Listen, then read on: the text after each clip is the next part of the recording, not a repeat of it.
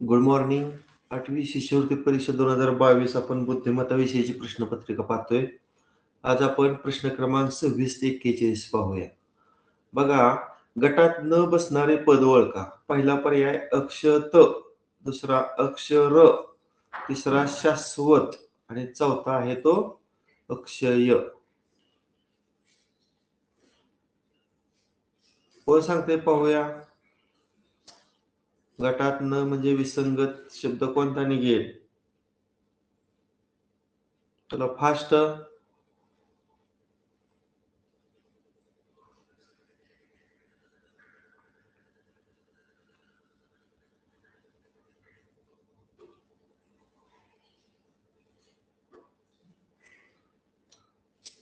पर्याय क्रमांक मी 3 काढला,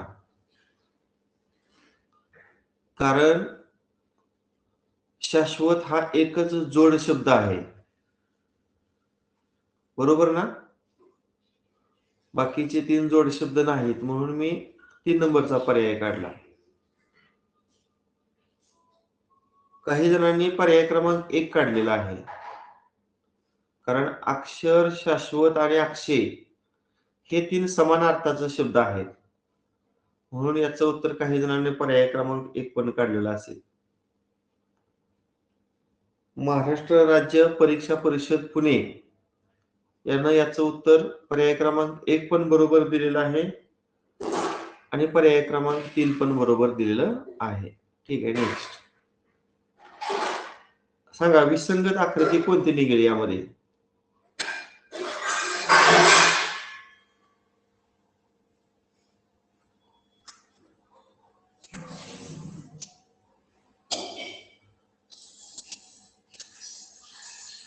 तुम्ही जर त्रिकोणाचं 3 शिरोबिंदू पाहिलं तर या त्रिकोणानंतर हा त्रिकोण आहे पहा, म्हणजे मोकळ्या त्रिकोणातून छायांकित त्रिकोण जर तुम्ही घटीवत दिशेनं प्रवास केला तर मोकळ्या त्रिकोणानंतर हा छायांकित त्रिकोण दिसतोय बघा इथं सुद्धा.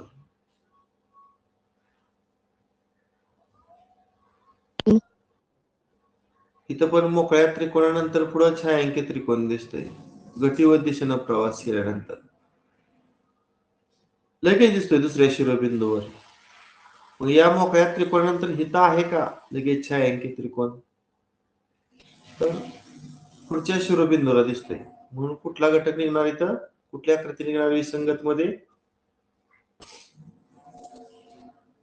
पर्याय क्रमांक 3.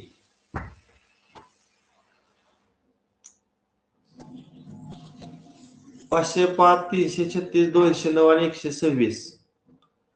सांगा, विसंगत संख्या कोणती निघेल?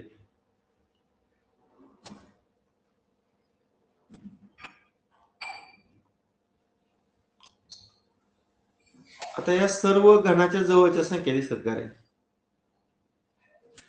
दिसत का? 505 कोणाच्या जवळची दिसते? 512च्या, बरोबर ना? 336 कोणत्या घनाजवळची दिसते?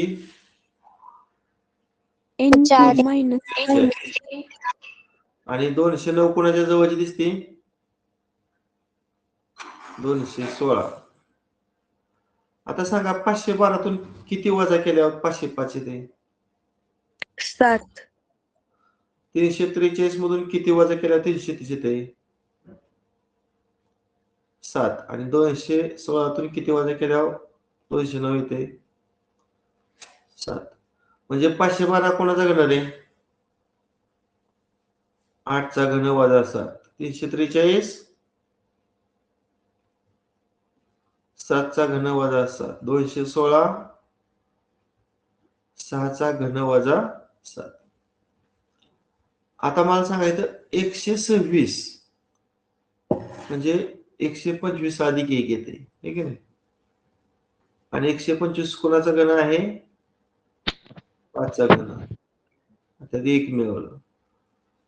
म्हणजे पहिल्या ज्या 3 संख्या आहेत कोणत्या नियमानुसार बसलेल्या आहेत? n चा घन वजा 7. फक्त चौथी जी संख्या आहे ती n घन अधिक 1. म्हणजे याचं उत्तर पर्याय क्रमांक किती? 4. चला नेक्स्ट सांगा तुम्ही आता याचं उत्तर. 25/72, 49/75, 16/95 आणि 64/91. पर्याय क्रमांक 2. हा सर सांग. पर्याय क्रमांक 2. श्रेया सांगते स्पष्टीकरण. श्रेया सांग कसं काढलंय. छेदातील अंकांची वजाबाकी आणि आलेली वजाबाकीचा वर्ग अंशात दिलेला आहे, तसं पर्याय क्रमांक 2 मध्ये दिसून येते, त्यामुळे पर्याय क्रमांक 2. छेदातील 7 आणि 2 ची वजाबाकी केली. किती आली? 5. 5 चा वर्ग अंशात दिलेला आहे. 5 चा वर्ग 25 अंशामध्ये दिलेला आहे. तसे जर 3 नंबरला बघा 9 आणि 5 छेदामध्ये 9 आणि 5 आहे, त्याची वजाबाकी 4 आणि पुढं 4 चा वर्ग 16. छेदामध्ये 91 मध्ये 9 आणि 1 ची वजाबाकी किती? 8 आणि 8 चा वर्ग 64. तसे ते छेदामध्ये 7 आणि 5 आहे की नाही. 7 आणि 5 ची वजाबाकी किती येणार? 2 आणि 2 चा वर्ग इथे 4 पाहिजे होते की नाही. ठीक आहे, म्हणून पर्याय क्रमांक 2.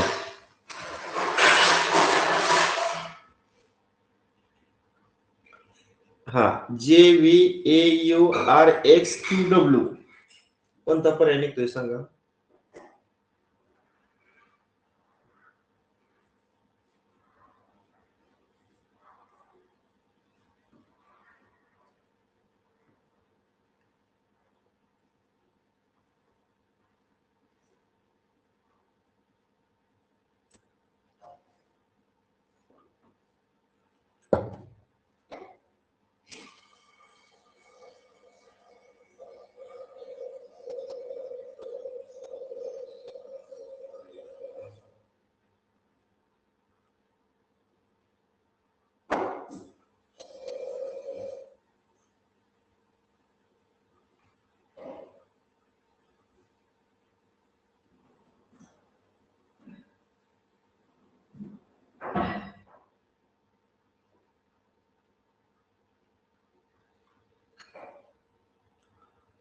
आता इथे मी उलट क्रमांक देतो, म्हणजे y ला 1, x ला 2, ह्याला 3, 4, 5, 6, 7, 8, 9 आणि 10, 11, 12, 13,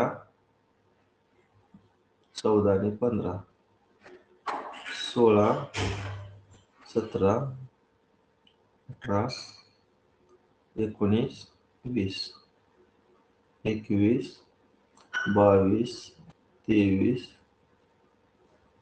आणि 25. आता सांगा बरं, सोपं आहे. आता जेचा क्रमांक किती आहे बघा. जेचा पर्याय 3. 16 आणि व्हीचा किती? 4. बरोबर आहे, पर्याय 3. एचा 25 आणि यूचा 5. आरचा 8 आणि एक्सचा 2. क्यूचा क्रमांक 9 आणि डब्ल्यूचा 3. बघा इथं 4 चा वर्ग 16 दिसतोय की नाही. इथं पण 5 चा वर्ग डावीकडे 25 दिसतोय. 4 नंबरच्या पर्यायात 3 चा वर्ग 9 दिसतोय डावीकडं. मात्र इथं तिसऱ्या पर्यायामध्ये 2 चा घन दिसतोय.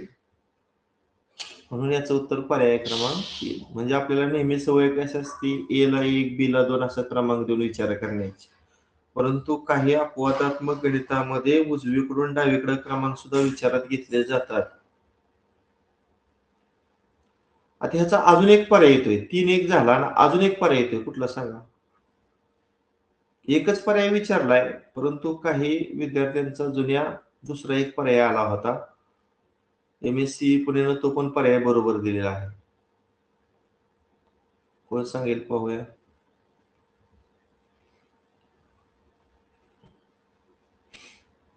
काही मुलांनी असं विचार केला की ए पासून झेड पर्यंत जे वर्णमालेत अल्फाबेट्स आहेत याच्यामध्ये फक्त 5 स्वर आहेत, ए ई आय ओ यू, आणि बाकीचे सर्व व्यंजन आहेत.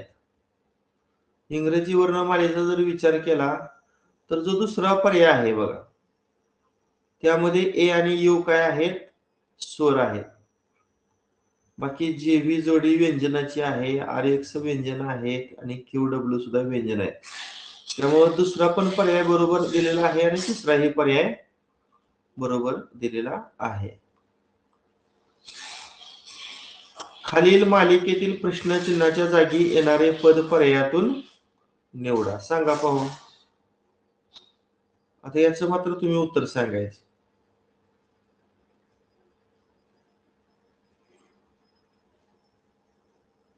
मी तर असा विचार केलता, आतलं जे ओव्हल शेप आहे ना, वरचा भाग छायांकित आहे आणि खालचा भाग बघा रिकामा आहे. आता हे 2 नंबरच्या आकृतीत मध्यभागी जे ओव्हल शेप आहे त्याच्यामध्ये ही जी डायग्राम आहे ती क्लॉकवाईज डायरेक्शन न 45 डिग्रीतनं रोटेट झाली, पुन्हा ही 45 न रोटेट झाली. आता जो पांढरा भाग आहे तो पश्चिमेला आलाय. मी जर दिशा चक्राचा विचार केला, तुम्हाला दिशा चक्र माहितीच आहे सर्व. आपण लिहितो, उद्या ईश्वराची पूजा आहे, दत्ताला नैवेद्य पक्वानाचा वाटा. बघा हा जो पांढरा भाग आहे तो दक्षिणेला आहे. आता इथं जो पांढरा भाग आहे तो नैऋत्येला आलाय. आता इथं जो पांढरा भाग आहे तो पश्चिमेला आला. पश्चिमेनंतर 45 अंशातून अँटी क्लॉकवाईज डायरेक्शन वायव्येला. आता वायव्येला पांढरा भाग असणार बघा, पहिला एक पर्याय दिसतोय का नाही आणि तिसरा एक दिसतोय, म्हणजे 2 पर्याय तर आपलं कमी झालं. हा एक ड्रॉप झाला आणि हा एक ड्रॉप झाला. आता 1 आणि 3 मध्ये बघा कोणता येतो पर्याय.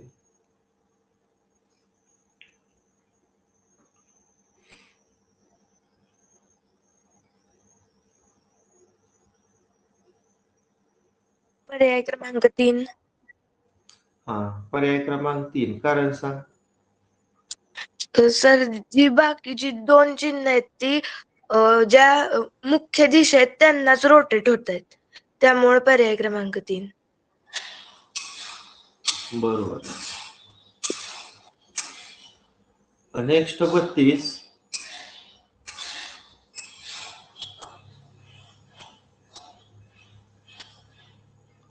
(225/53 144/43) प्रश्नचिन्ह 324/29 81/19 आणि 9/13 सांगा.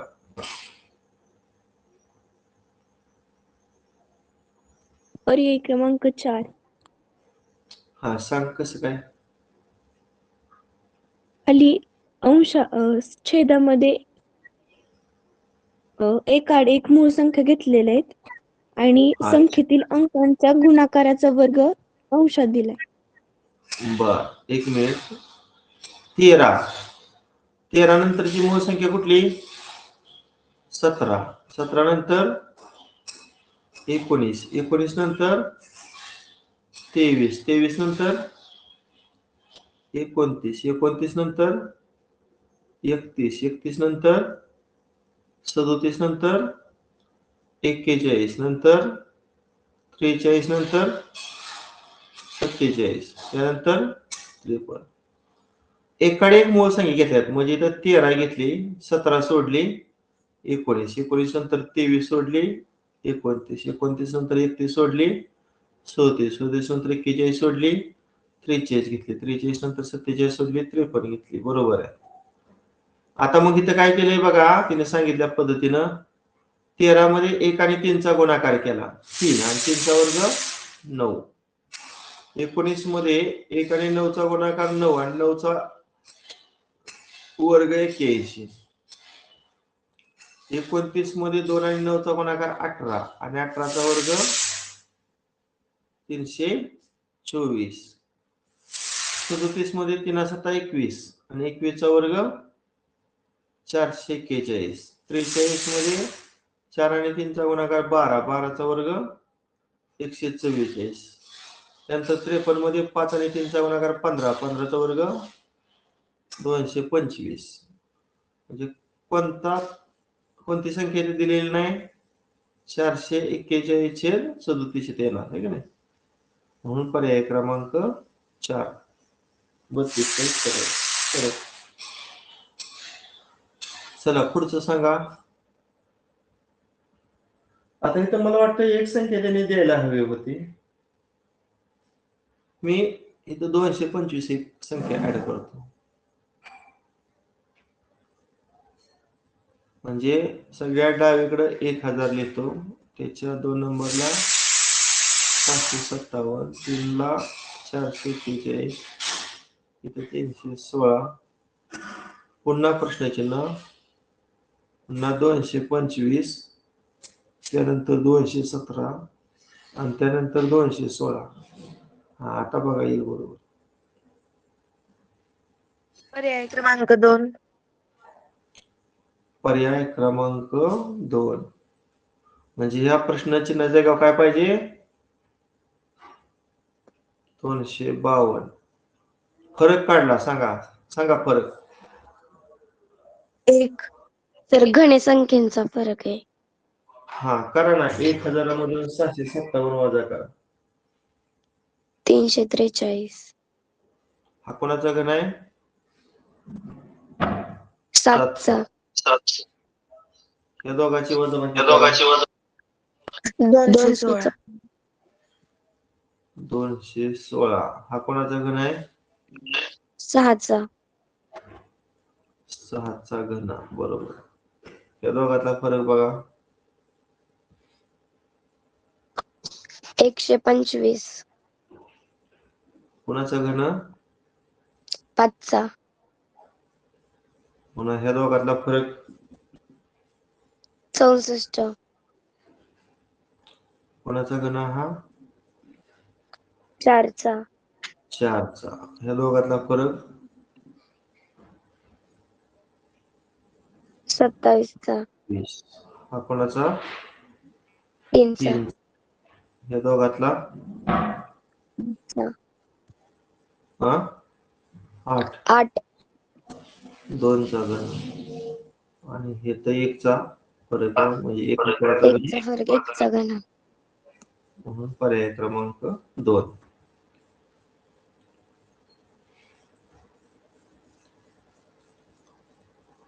बघा हे 5चा गट करा. 5चा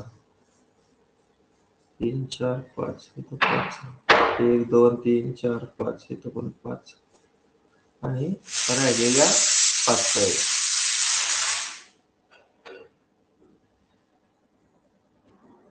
त्याला मी क्रम देतो. पहिल्या गटात पहिल्या 5 आकृत्यांना 1 2 3 4 5 असा क्रमांक दिला. आता इथे 4 नंबरला आकृती घेतलीस. 4 नंबरची आकृती पुन्हा किती नंबरची घेतली रे? 1. पुन्हा 3 नंबरची घेतली. पुन्हा इथं 2 नंबरची घेतली आणि इथं 5. बरोबर आहे. असंच केलंय ना? मग आता आपण काय करूया? हा ज्या 3 नंबरचा 5 आकृत्यांचा जो सेट आहे त्याला 1 ते 5 क्रमांक देतो मी. समजा मी याला 1 दिला, 2 दिला, 3 दिला, 4 दिला आणि 5. आणि फायनल मध्ये कसं घेतो? या क्रमानुसार घेतो. बघा इथं दिले त्या क्रमानुसार. म्हणजे 4 नंबरची आकृती 1 नंबरला, पुन्हा 2 नंबरला 1 नंबरची, पुन्हा 3, पुन्हा 2 आणि 5. ह्यातनं बरं का. हा तर सगळ्यात 4 नंबरची आकृती कोणती आहे? अशी आहे.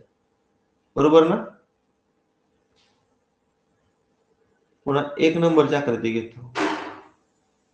अशी 1 नंबरची आकृती आहे. पुन्हा 3 नंबरची आकृती हा छायांकित त्रिकोण आहे का नाही? पुन्हा 2 नंबरची आकृती अर्धवर्तुळ आहे बघा अशी. आणि शेवटी 5 नंबरची आकृती आहे ते असं आहे.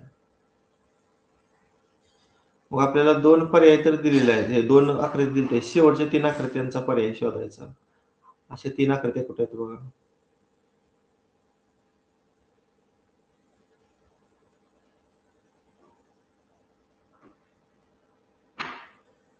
हम्म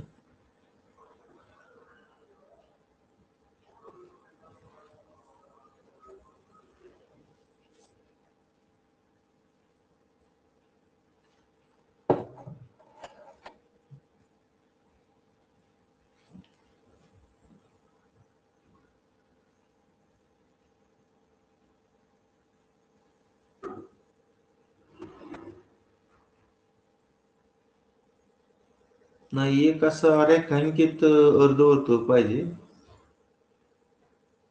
तिसऱ्या सेट मध्ये रेखांकित अर्धवर्तुळच दिलं नाही ना.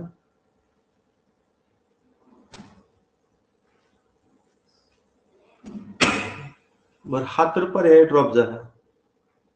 आपल्याकडे तीन पर्याय उरलं.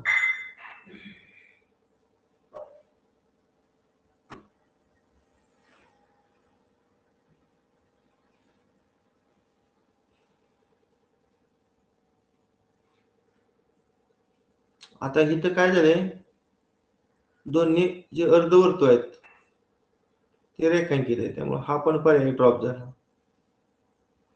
मग काय झाले, थोडं त्यांचं देताना हे झाले, त्यामुळे त्यांनी पहिला पण पर्याय बरोबर दिलेला आहे आणि चौथाही पर्याय बरोबर दिलेला आहे. ठीक आहे. स्वरा व मीरा यांच्या 5 वर्षापूर्वीच्या वयाचं गुणोत्तर 3:4 होतं. जर 5 वर्षानंतर त्यांच्या वयांचं गुणोत्तर 5:6 होणार असेल तर स्वराच्या आजचे वय किती?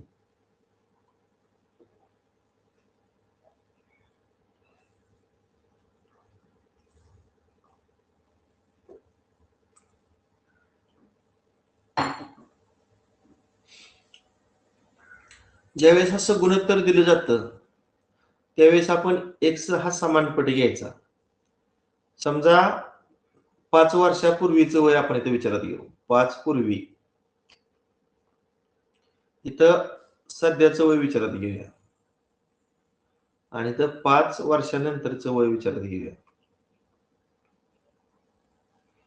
आता तर स्वरासाठी S लिहितो आणि मीरासाठी M लिहितो. आता स्वराचं 5 वर्षापूर्वीचं वय मी 3x मानतो आणि मीराचं 5 वर्षापूर्वीचं वय 4x मानतो. तुम्ही म्हणाल 3x आणि 4x कुठून आणलं, तर हे 3:4 तुम्हाला गुणोत्तर दिलेलं आहे. आता स्वराचं 5 वर्षापूर्वीचं वय 3x असेल तर सध्या किती असणार? 5 वर्षापूर्वीच्या वयात 5 मिळवायचं आणि मीराचं सध्याचं वय किती असणार, तर 4x अधिक 5. आता 5 वर्षानंतर पुन्हा 5 मिळवा. 5त 5 मिळवलं की पुन्हा 10 होणार, 3x अधिक 10.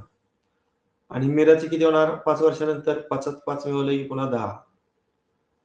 आणि हाच तुम्हाला रेशो दिलाय बघा 5 वर्षानंतरचा. म्हणजे स्वराचं 5 वर्षानंतरचं x स्वरूपात वय 3x अधिक 10 आणि मीराचं 5 वर्षानंतरचं वय 4x अधिक 10. आणि हाच तुम्हाला रेशो किती दिलेला आहे? 5:6, म्हणजेच 5/6.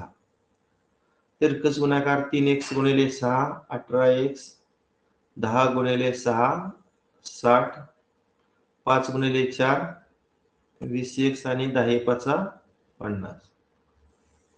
आता ही जी x ची पद आहे ते उजवीकडे नेऊया. म्हणजे 20x वजा 18x उजवीकडे 2x आणि 60 वजा 50 डावीकडे. 10 भागिले 2, x ची किंमत किती आली? 5. आता विचारलंय स्वराचं आजचं वय किती? स्वराचं आजचं वय आपण 3x अधिक 5 घेतलंय. मग 3 गुणिले 5 अधिक 5 म्हणजे 3 15 आणि अधिक 5 आणि किती येणार मग बेरीज? 20. 20 म्हणजे पर्याय क्रमांक 4. ठीक आहे. किंवा काही जण पर्यायावरून काढणार. समजा स्वराचं आजचं वय एखाद्याने 20 मानलं. मला सांगा, स्वराचं आजचं वय 20 असेल, आता तर 5 वर्षापूर्वी तिचं वय किती असणार? 15. आणि 5 वर्षानंतर किती असणार पुन्हा? 25. आता त्याने सांगितले 5 वर्षानंतर त्या दोघींच्या वयाचं गुणोत्तर 5:6. मग स्वराचं 25 असेल तर समानपट 5 मांडले तर 5 25 म्हणजे 5 30. 30 हे 5 वर्षानंतर मीराचं वय असणार. म्हणजे सध्या मीराचं वय 25 असणार आणि 5 वर्षापूर्वी मीराचं वय किती असणार 20. आता त्यांनी 1 नंबरचं वाक्य दिले, स्वरा आणि मीरा यांचं 5 वर्षापूर्वीचं गुणोत्तर 3:4. ते का बघूया आपण. 5 वर्षापूर्वी स्वराचं वय 15, मीराचं वय 20. सिम्प्लिफाय करा. 5 × 15 5 × 20. आलं का 3:4? म्हणजे असं पर्यायावरून सुद्धा तुम्ही उत्तर बरोबर आहे की चूक खात्री करू शकता. नेक्स्ट. हा, स्वरांजली वाच प्रश्न. वर्गात गटकार्य करताना गटप्रमुखाने काही सूचनांसाठी अक्षरे वापरली. जसे ल म्हटले की वाचा, म म्हटले की लिहा आणि व म्हटले की मनन करा. याप्रमाणे खालील सूचना दिल्यास मनन करण्याची सूचना किती वेळा दिली गेली? हा, किती सोपा प्रश्न आहे रे. व म्हटलं की मनन करा. मग मनन करा अशी सूचना दिली म्हणजे व किती आले बघा. व 1 2 3 4 आणि 5. म्हणजे याचं उत्तर पर्याय क्रमांक 2. स्वरावाच प्रश्न. प्रियाची आई सागरच्या आईची वहिनी आहे, तर प्रियाचे वडील सागरच्या मावशीचे कोण असतील? कोण दिलं याचं स्पष्टीकरण? आपल्या घरामध्येच हे नातं लावायचं.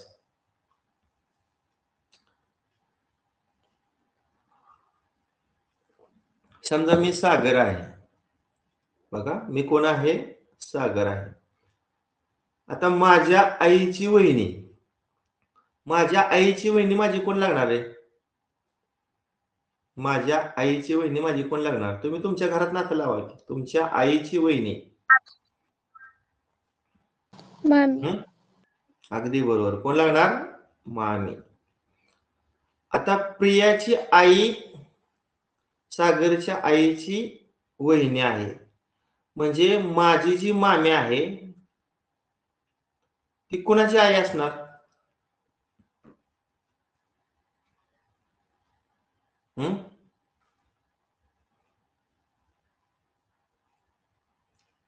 माझी मामी म्हणजे तुमची मामी कोणाची आई असणार?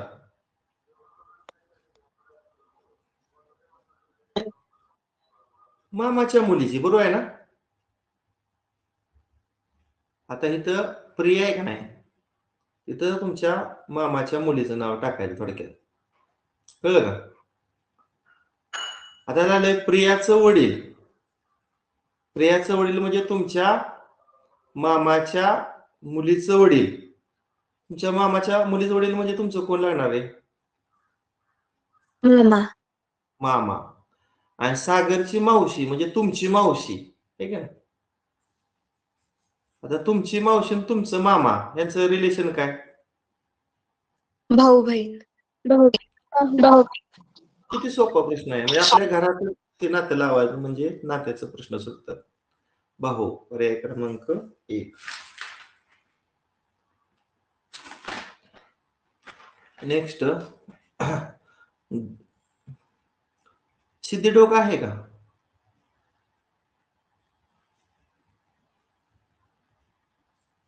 सिद्धी वाच प्रश्न. ग प व रा श र त प या अक्षरांपासून एक अर्थपूर्ण शब्द तयार केल्यास 3ऱ्या व 8व्या स्थानचे अक्षर घेऊन तयार होणाऱ्या अर्थपूर्ण शब्दाचा अर्थ पर्यायातून निवडा. हा, आता हे जे तुम्हाला दिलेलं आहे ह्याच्यापासून अर्थपूर्ण शब्द मला कोण सांगेल बनवून? वंश परंपरागत.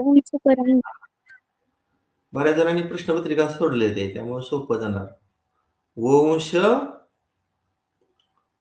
परंपरागत.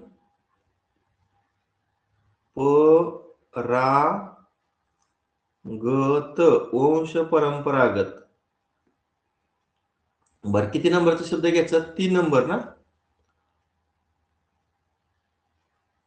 3 नंबरला काय आहे?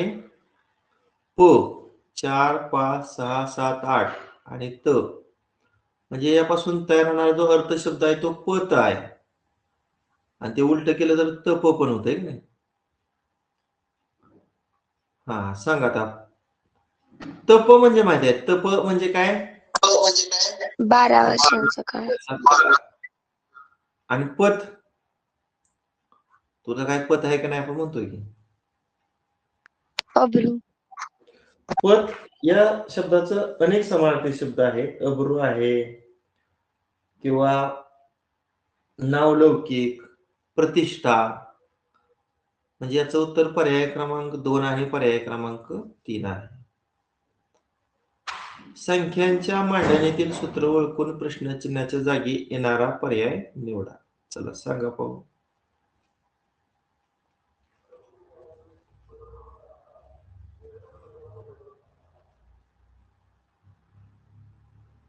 संख्येचा प्रश्न टप असतात बरं का. जास्त प्रश्न मागे ठेवायचं, अशा प्रश्नात वेळ घालवायचा नाही. पहिल्या फेरीमध्ये हे प्रश्न सोडवायचे नाहीत. त्यामुळे वेळ आपला कमी पडतो.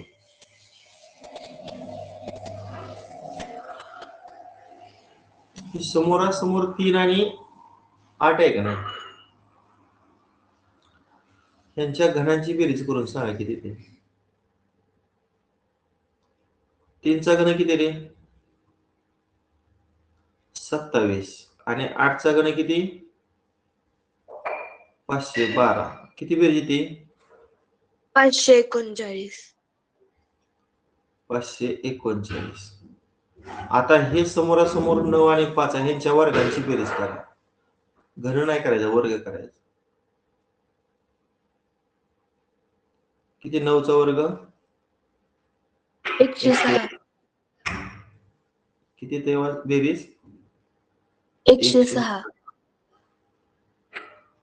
आता ह्या दोघांची वजाबाकी करा बरं. घनाची बेरीज आणि वर्गाची बेरीज यांची वजाबाकी. 9तून 6 गेलं 3, 13तून 6 गेल्यावर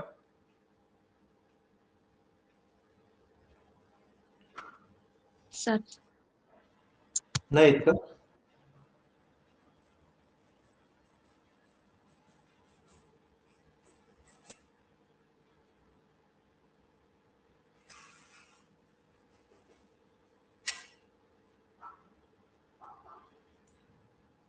एकशे 6 आहे ना.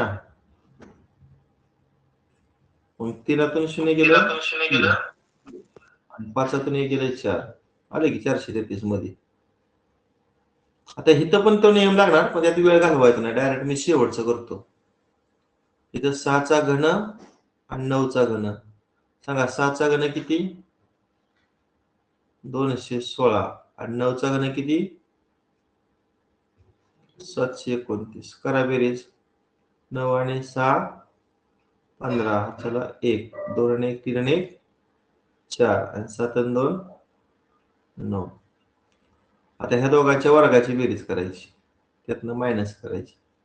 7चा वर्ग 49 आणि 2चा वर्ग 4. किती येणार बेरीज? 53. 53. आणि यांची वजाबाकी करा. 2. 892. आहे का पर्याय? पर्याय क्रमांक 1. 1. नेक्स्ट. 5 अधिक 3 बरोबर 72 येतं का रे? 5 अधिक 3 येतं किती? 8. 8वरनं 72 आणायचं म्हणल्यावर 8ला किती गुणावं लागेल? 9. म्हणजे 8 नंतरची क्रमवार नैसर्गिक संख्येनं गुणलं. 2 नंबरला बघा, 7 वजा 3 किती? 4. 4ला कितीनं गुणल्यावर 20 येईल? 5. 5. असं 4 आणि 3 ची बेरीज? सर पर्याय क्रमांक 3. हा बरोबर आहे. आणि 7ला 8 न गुणलं की 56.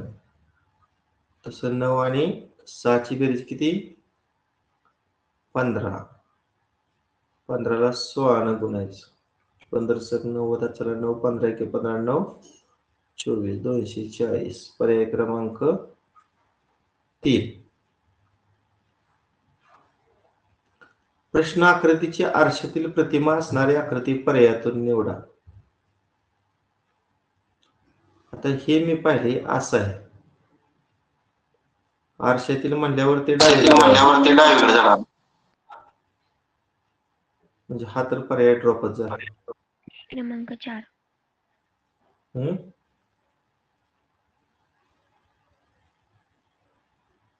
आता हा आतला जो भाग आहे का नाही असा डबल लेअर आहे बघा. ही डबल लेअर इथे दिसते का रे कुठं? नाही. त्यामुळे हा पण पर्याय ड्रॉप झाला. आपल्याला 2च पर्याय फक्त उरलं. मग काय फरक आहे ह्या 2 आकृतीत दुसऱ्या आणि चौथ्या?